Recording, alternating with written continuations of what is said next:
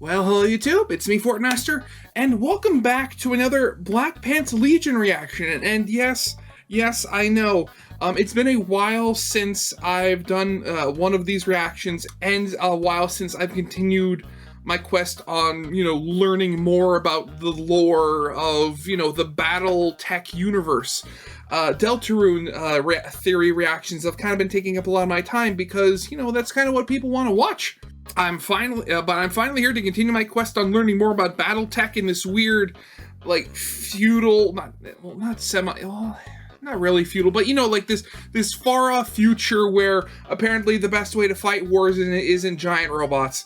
So yeah, this is one of Black Pants Legion's slightly older. It's older than the like factions video I watched before, and it's the Battle Mech Warrior lore, the Armistice Civil War / Collapse of the Star Union Part 1. So from what I understand, this is like one of the more basic lore ones. It's actually going to go through a timeline, at least I think so. Yeah, so this is part 1, so I'm gonna have to watch part 2 afterwards, and both of them are over an hour long, so you know what that means. Multi-part reaction. So as always when it comes to this, the original video will be linked in the video if you haven't seen it for some reason, as well as the link to part B, as well as part B will also be linked in the corner video alongside my Let's Play video of the day, if you want to see that. But yeah, with all that out of the way, let's learn more about this war-torn galaxy, shall we? Uh-oh. What's going on here?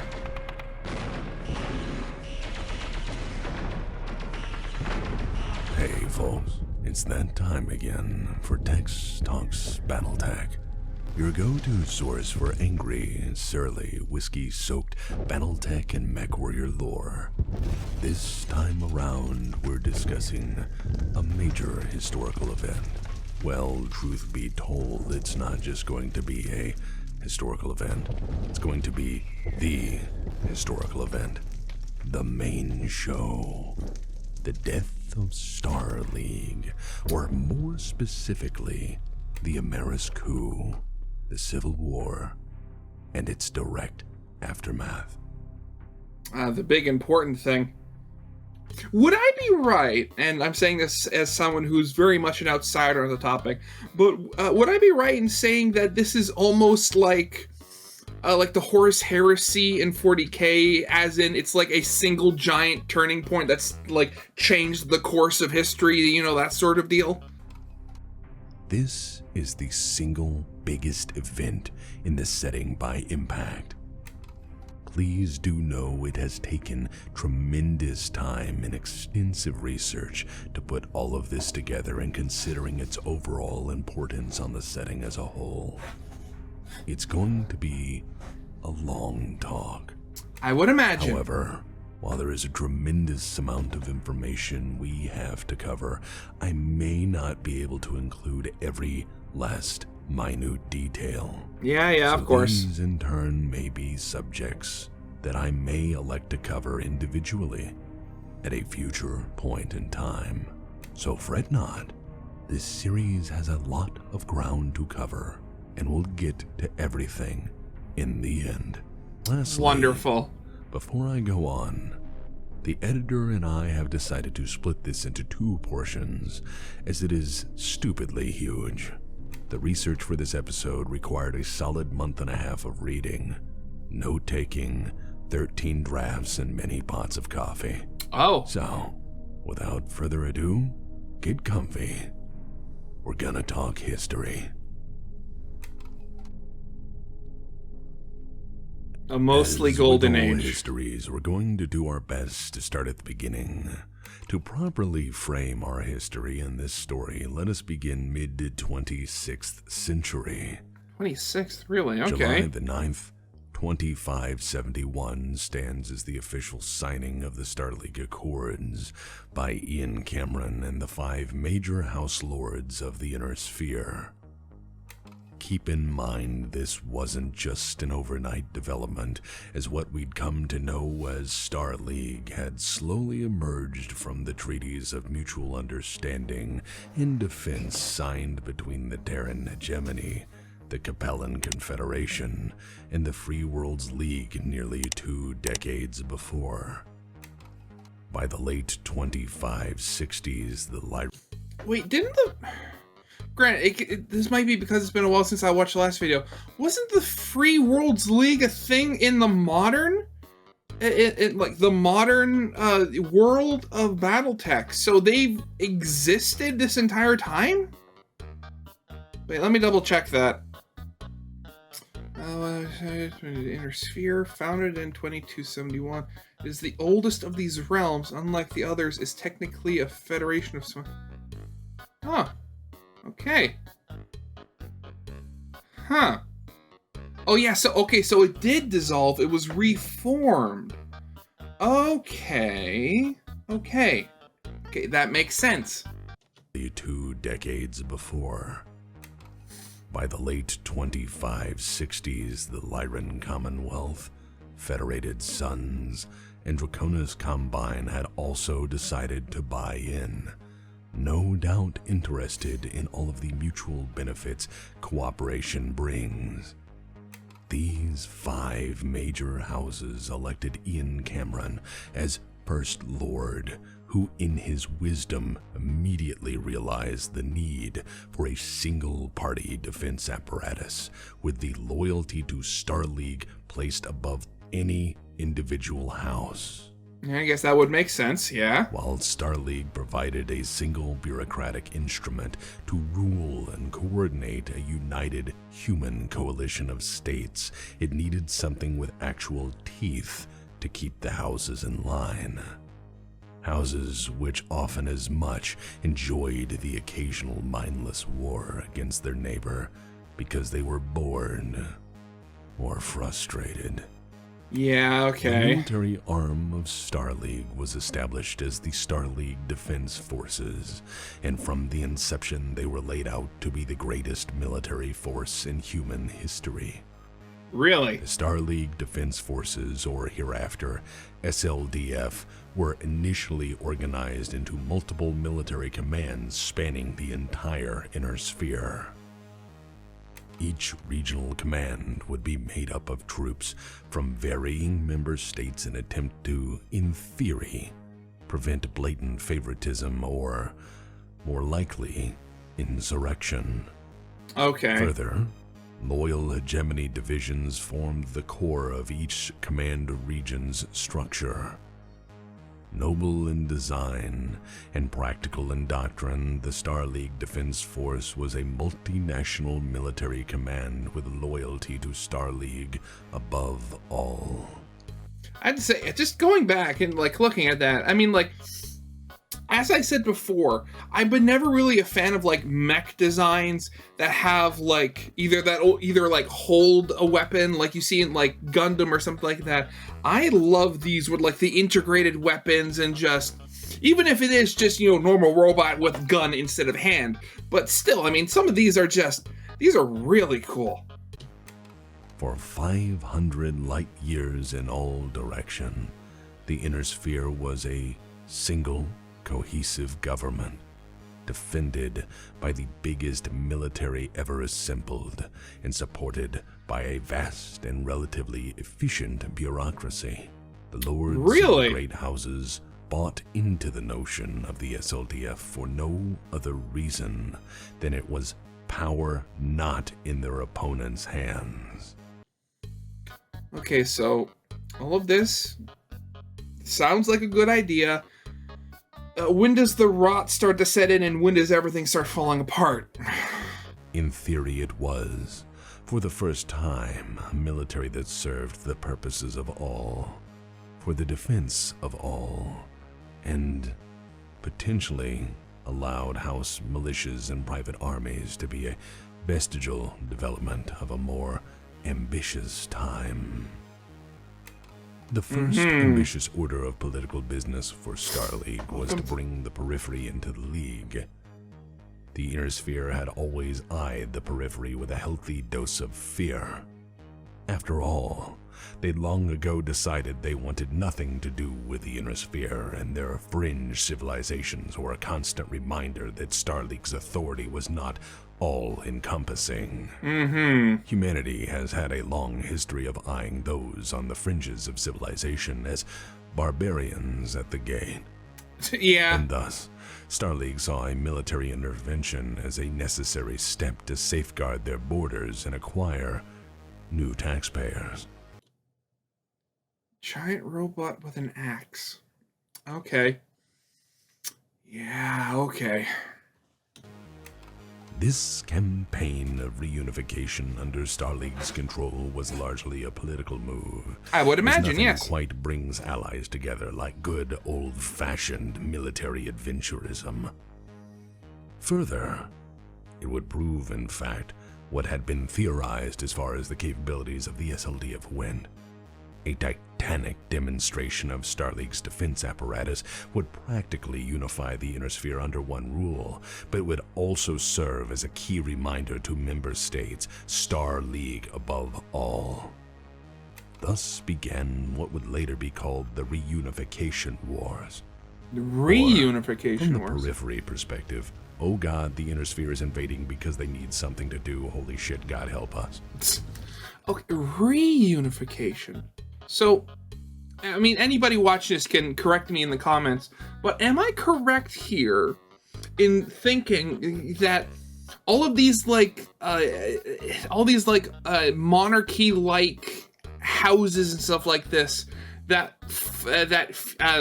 went in to form the Star League, and then came back out when the Star League collapsed? Were they formed from some previous collapse of like some human hegemony or like human Terran alliance or something like that? Like, why else would you call it the Reunification Wars? By 2596, the Outworlds Alliance, the Magistracy of Canopus, Rimworld's Republic, and Turian Concordat were all brought to heed. These campaigns were not easy, as the periphery saw this for what it was, a military adventurism and a large government's need to absorb lesser entities at gunpoint. Yeah, the wonderful. Periphery resisted as well they could, but they were not a single cohesive organized government like Starleague. And as history will remind us, the strategy of divide and conquer works best against isolated civilizations with vastly different governments, cultures, and military capabilities. Very much so, yeah. Despite in many places a judicious application of scorched earth defense, the periphery was conquered under the massed forces of the Inner Sphere. The vast industrial complexes of the Inner Sphere and the logistical capacity of Starleague overwhelmed the scattered and utterly unprepared periphery states. This is what progress looks like. Oh, yeah. Initially treated as occupied territories, forcibly undergoing extensive reconstruction and integration at their own great expense, before being given non-voting status as a Starleague territory. The near destruction of their governments and catastrophic infrastructure damage was so extensive that even nearly 500 years later, some periphery states would be far below pre-unification war levels of prosperity and economic output. And while most of the periphery accepted their new rulers for the time being, with judicious jackbootery being the alternative, some would solemnly vow to never forget, and thus began to plan for the future. You see, the periphery has always had a very strong streak of independence, and by exercising its might, Starleague had confirmed everything the periphery suspected about the Inner Sphere proper, that they were nothing more than conquerors intent on ruling by force alone. By flexing its immense military might, Starleague had brought mankind under a single banner, a single government, a single bureaucracy, and all that entailed. By conquering the periphery, Starleague's defense force had demonstrated the value of Starleague to its member states. Through the 2600s, Starleague kept the peace as best able. It kept unstable member states mostly placated, and through every available means kept disagreements and conflict more or less hidden. That in mind, incidents did occasionally happen, such as the Hidden Wars, but well, that is potentially a subject for another time. The It is Hidden of note Wars? that by pouring enormous public funds toward research and development, That's what peacekeeping it is looks like. during this era Yeah. that new technologies further expanded the power and reach of Starlink, such as breakthroughs like the HPG network, which allowed for rapid communication over vast distances. The prime circuits of the Starlink Communications Net, or SLComNet, were laid at the heart of the Terran hegemony in this era. SLComNet, yes, the phone company who started a religion. Forming the hub of what would become an intersphere-wide HPG network. For the first time in human history, mankind could shitpost across the light years with minimal effort. It was an enlightened era. With the power of FTL communication, the reach of Starlink extended more easily into the day-to-day bureaucracy of running an interstellar government. Further, international commerce flourished during this period as accurate information regarding market economies throughout the Earth sphere assisted the vast growth of industries throughout Starlink. But FTL communication was only one tool in the arsenal of Starlink's vast bureaucracy. To further combat the threat of instability within Starlink, the SLDF was built up massively for the first time since the reunification wars. Breakthroughs in technology allowed for the rapid evolution of battletech design, warship capabilities, and accordingly, force projection capabilities. With a strong policy toward Starlink first, the Royal Regiments of Starlink would receive massive technological upgrades and breakthrough technological advancements first, with new technologies reaching those house units sometimes as late as a decade later. Yeah, so wait, all these forces, they're purely for, stability and internal defense and stuff like that. Because from what I understand, Battletech, there aren't any aliens, right? It's all just humans. And if they conquered the periphery, which I would suppose at the time were the only other humans that were outside of control formally, yeah. Military-industrial complex run rampant. House Lords put up with this because none of them could gain access to favorable technologies before the other, and thus the balance of power was maintained. As well, during this time, massive space defense systems were built up across the hegemony worlds, consisting of advanced drone battleships, enormous battle stations at jump points, and ground-based space defense batteries, all positioned to make assault into the heart of Starlink a theoretical impossibility. SLDF fleets were massively upgraded with the latest in awe-inspiring firepower and command and control technologies, allowing fleets to rapidly respond and counter any threat to the state with overwhelming firepower. But what are threats are to the state? What threats exist? Worlds and later throughout the inner sphere to act as garrisons, research and development centers, command and control points, and weapons caches. Star League academies for science and military training. Combat photo, okay. Best education to an ever-expanding government. That's not to say there weren't it has been noted. Oh, okay. Problems. During this time, a second hidden war between Kurita and House Davion nearly spilled over into greater conflict. It was only put down when Starlink deployed 5 elite divisions to break it up. This heavy-handed force shocked the Great Houses, as before this point Starlink was not something that openly visited its wrath upon member states. As far as the Great Houses saw it, Starlink was their tool, and something to keep the periphery in line, not something has a boat throttle. Arguably should check their yeah, he ambition. does. He definitely does. After all, they'd bought into the central government for their benefit, not to have their own ambitions checked by it. As well, in this era, the periphery was beginning to chafe under the yoke of Starlink. Some military observers began to report of military build-ups in the periphery that could rival the SLDF if given enough time.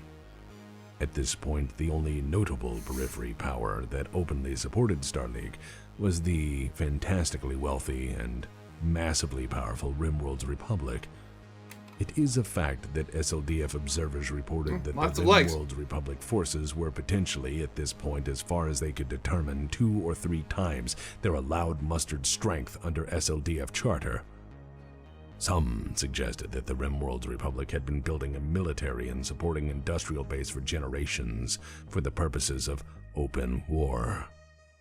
Tragically, this warning went largely unheeded. Oh, wonderful. Faithful rise and fall of Richard By Cameron. 2751, the Star League was long established as the de facto legitimate government of the Inner Sphere. Despite major and minor controversies and a few difficult challenges to its primacy as a ruling body, Star League endured by effectively maintaining the peace Austro-Hungarian weirdos? Okay. between the great houses. In this era, it ran the banks, regulated trade, facilitated FTL communications, directed public and military research to further development of awe-inspiring and incredible technologies. And do not forget that on paper it had the most powerful military ever devised under the leadership of utterly brilliant military minds. Its schools and training centers were the envy of the great houses and private institutions.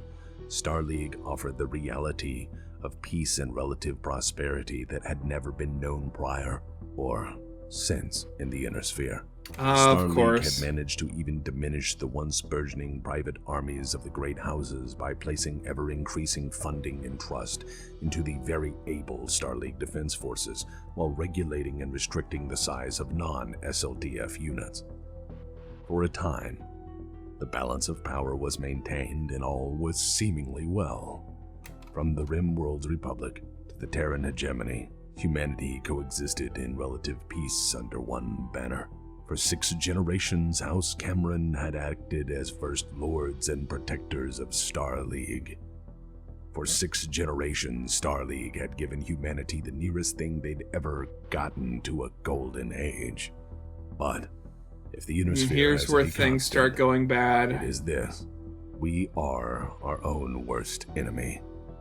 In 2751, First Star Lord Simon Cameron had an accident. By accident, I mean an engineered accident that resulted in his untimely demise. Oh, okay. Star League protocols dictated an immediate transfer of power, and so, with the death of First Lord Simon Cameron, the mantle of First Lord passed to his 8-year-old son, Richard, who would become the 6th and final First Lord of Star League in the Cameron dynasty. Oh, God, handing it off to a child. Yeah, that...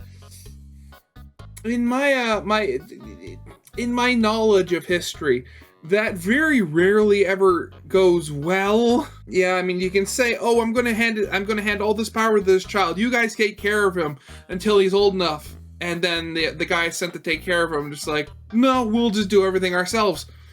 Richard Cameron was then only 8, and therefore the 5 House Lords exercised their authority to convene and appoint an official protector for the young man. This was not only to guide him to adulthood safely, but to instruct him in the finer points of rulership.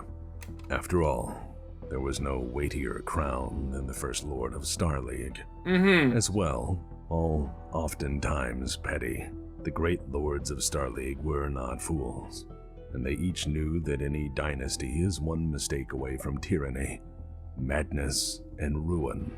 Fearing destabilization of their own fortunes, the great lords unanimously decided to steer this next generation toward greatness and prosperity for their own interests, if nothing else. To further that aim, they appointed the highly decorated, utterly brilliant Star League General Alexander Kerensky to serve as regent and protector. Though he had lost his father, the young First Lord found himself under the watchful eye, protection, and guidance of one of the most formidable minds the universe had ever seen. In the end, Kerensky would be far more important than anyone could ever imagine. As with any tragic drama, the road to ruin started with good intentions and miscalculation. When Richard Cameron came of age and no longer needed Kerensky, he tried ruling by his own hand. After a short time, young Richard Cameron was befriended by Stefan Amaris, Provisionally the president, but in reality the absolute ruler of the Rimworld's Republic. And, ever so carefully, through kindness, gifts, and flattery, and even renaming a planet to honor the First Lord, Stefan Amaris slowly wormed his way into young Richard Cameron's heart and confidence. Before long, this young noble had found a close, confident, and trusted advisor in Stefan Amaris.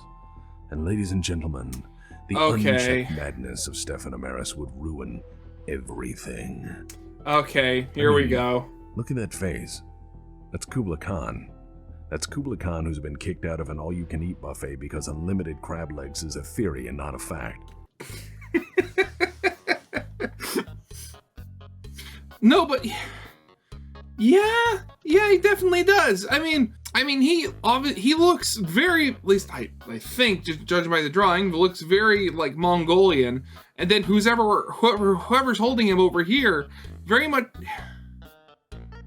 looks somewhat Native American. What is it about the future and like all cultures being boiled down to like their, just like being stereotypes of themselves? What is that? I know I'm joking, but why is that always a trope in this particular kind of sci-fi? That's a bib. It's not a shirt, that's a fucking bib. Just saying.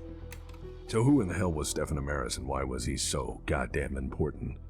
Well, for the sake of this story, he's certainly dramatis personae. So let's dig into him for just a moment. Stefan Amaris hailed from the Rimworld's Republic, which was at that time a terrifically powerful periphery state. Okay. The Rimworld's Republic managed to control 248 systems and had a ridiculously powerful military. A military it had, without pause, been building for generations. The Amaris line had, for a good span of its history, been building the Rimworld's Republic into a military superpower through massive investment into its defense industries, military training academies, and industrial sectors. Through careful deflection of scrutiny, bribes, politicking, promises, and flattery, the Rimworld's Republic maintained this military buildup for the most part without pause and in relative secrecy. Through careful maneuvering, through kindness and flattery, through court intrigue, and through supporting the First Lord through governmental decrees and initiatives, Mr. Amaris crept all the way to the throne, all the while biding his time for what would come. Mr. Amaris had a plan. You know what? I'm an idiot. I literally just realized that the first half of this is the Amaris Civil War. Yeah, okay. Yeah, that's totally on me. And needless to say, it was a master course in Inner Sphere Dickery 101. When Richard Cameron turned 18, he made the first official proclamation of any merit to history. Executive Order 156. Executive Order 156 was issued on February the 6th, 2762.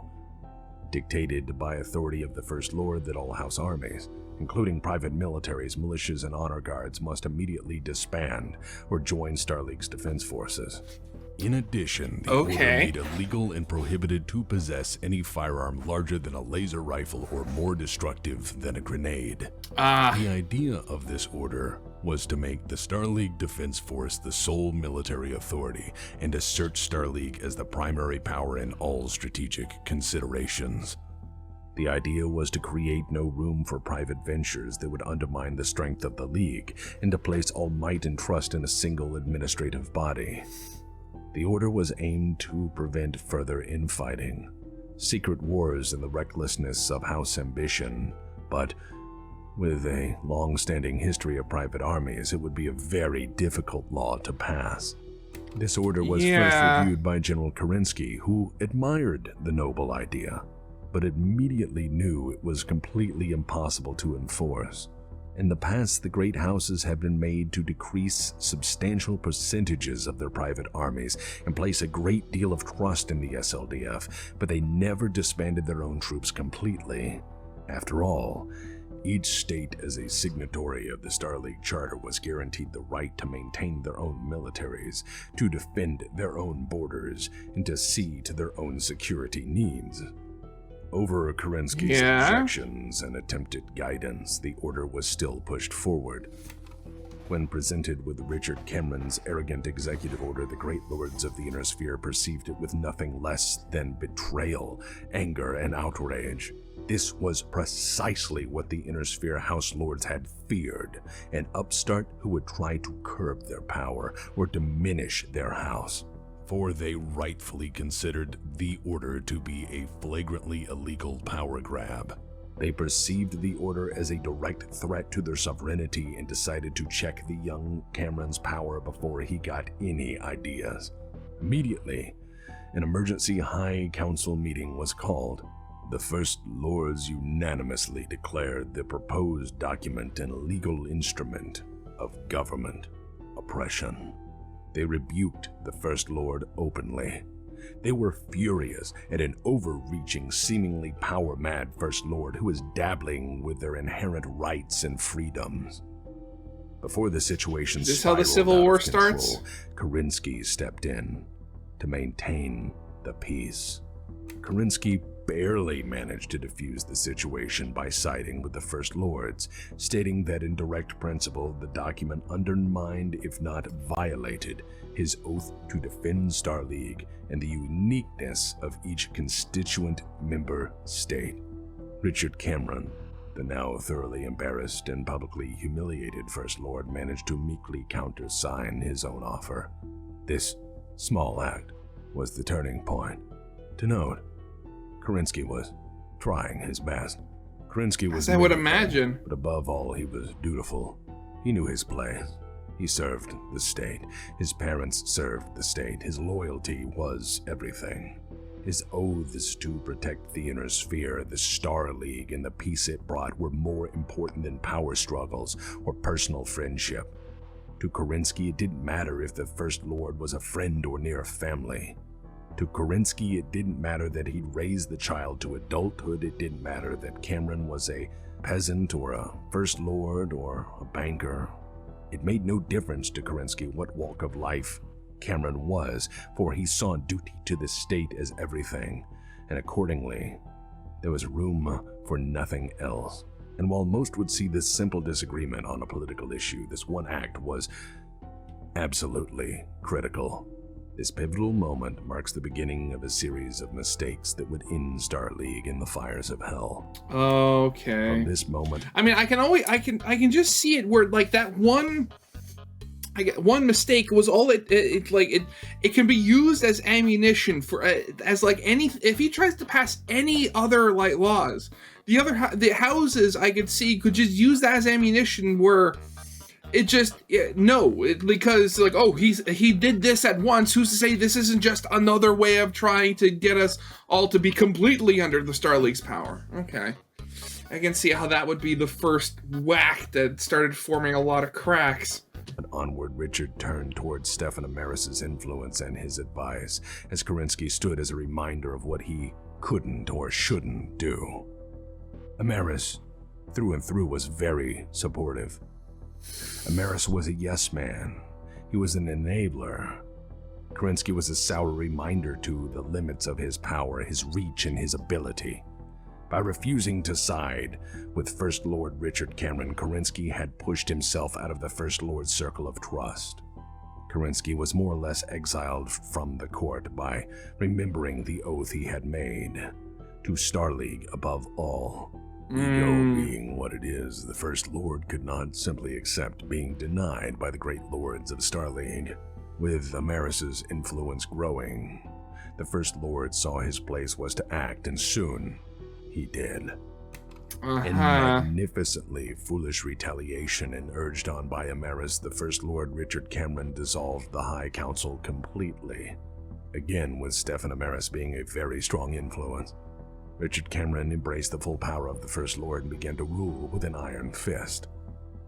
Richard Cameron issued the Taxation Edict of 2763, which significantly increased taxes across the Inner Sphere. And worse, the tax burden was not equal. The tax burden on the periphery was catastrophically higher. This was a problem, as it was a highly illegal act and, more importantly, a flagrant violation of the reunification treaties which held the Inner Sphere and the Periphery together. Fearing the worst and with good memory of the Inner Sphere's previous military adventures into their realm, the Periphery began to arm itself for a throwdown. The Periphery knew full well how the Inner Sphere liked to throw its weight around, by first making unreasonable demands, and then acting on them. For the resistance groups rapidly forming across the Periphery, intent on resisting Star League, they found that they had a new friend. Soon enough, Really? the Periphery was all too ready to fight Star League because of help from no other than Stefan Amaris. You see, Amaris had been planning for all of this. Amaris was playing both sides to further his own aims. What was he doing had, then? After all, inherited a nation from a family hell-bent on building the biggest military in the Periphery, and certainly more than many times the size of Great House Force strength. Amaris had even used his friendship with the First Lord, Richard Cameron, to buy mothballed SLDF ships by the flotilla, boosting the Rimworld's Republic fleet to 270 warships, something that SLDF intelligence pointed out until people stopped listening. Stefan Amaris had even leveraged his nation-state's vast wealth to commission and launch battleships that were larger and better protected than Star League's best available. And he didn't stop there, folks. For the insane are, quite oftentimes, methodical. Convincing Richard Cameron the Periphery needed development funds and investment from the gratuity of Star League's enormous coffers, Amaris applied for and gained access to endless government grants and untold sums that he doled out to the Periphery states. Oh. With these extensive funds, he attracted all those who had felt the leash of Star League.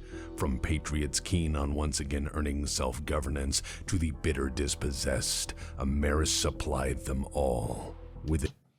Okay. So, yeah, it's this whole thing. No, but get yourself buddy-buddy with the guy on top, and then and I guess because because the First Lord, I'm forgetting his name now, was so young, he's more easily taken advantage of, and just they're continuously siphoning more and more resources from the core to bolster their own strength, and eventually that's when the Civil War is going to start. Yeah. With enormous funds came self-defense contractors from the Inner Sphere, who soon armed the Periphery with the best weapons money could buy. With seemingly unlimited resources and access to powerful warfighting technologies, unrest in the Periphery accelerated exponentially, requiring the eventual deployment of some 98 SLDF divisions into the greater Periphery military region. The SLDF found itself spread thin, fighting terrorists, insurrection movements, and mired in a series of hit-and-run engagements against a sophisticated guerrilla movement, one adept at hiding in and fully supported by a civilian host population.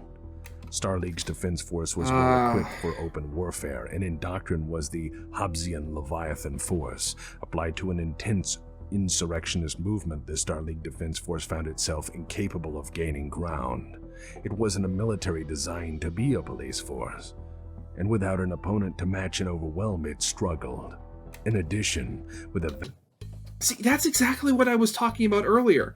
Like they say they build up this massive army and other armed forces, and yet there's nobody to use it against. I mean, apart from, I guess you could say the houses as well if they stepped out of line, but like at this point, it's like you don't need a standing army. That just doesn't work in the current context. You'd think that at that point they would have tried to fabricate some new outside force, like oh, aliens, something like that, but just... Vast distances of the Periphery to cover, the Star League's defense force found itself quickly overwhelmed by a population that wanted them gone at seemingly any cost. Meanwhile, Amaris, playing friendly as ever, offered General Kerensky information on terrorist groups operating in the Taurian Concordat. Information that Kerensky dutifully acted on in the name of state security. Right, are these terrorists or terrorists we're talking about here? Or were these literally just, or were these literally just his enemies he wanted gone?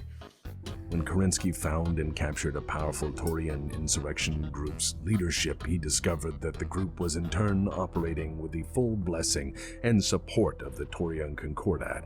This then resulted in Kerensky using the SLDF to tighten Starleague's grip on an increasingly unruly periphery, which then increasingly saw the SLDF's military presence as the criminal occupation by tyrants. Oh god, it's a giant feedback loop. SLDF response to the rising militancy of the periphery emboldened more to resist. The periphery now saw the SLDF as the enemy of enemies, the instrument of oppression of a distant and unwelcome Starleague. They firstly felt the abuse of massive taxation and then the massed presence of Starleague forces as an obvious prelude to conquest and God knows what else. For the periphery, they had to resist or submit. The periphery being the periphery, the choice was easy. And soon enough, things boiled over catastrophically. They chose to fight. Okay.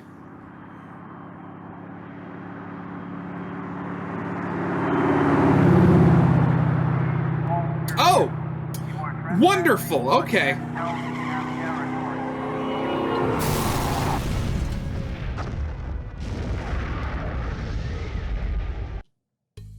Nuclear suicide bomber. Like, what are we? Are we in Fallout now? What is this? And that is it for now. If you want to see the second part of this reaction, links to it are in the description in the top corner of the video, as well as it should be, appearing over my face any second now. I hope you guys liked. If you did, leave a like, subscribe if you have not, and I'll see you guys next time. Goodbye.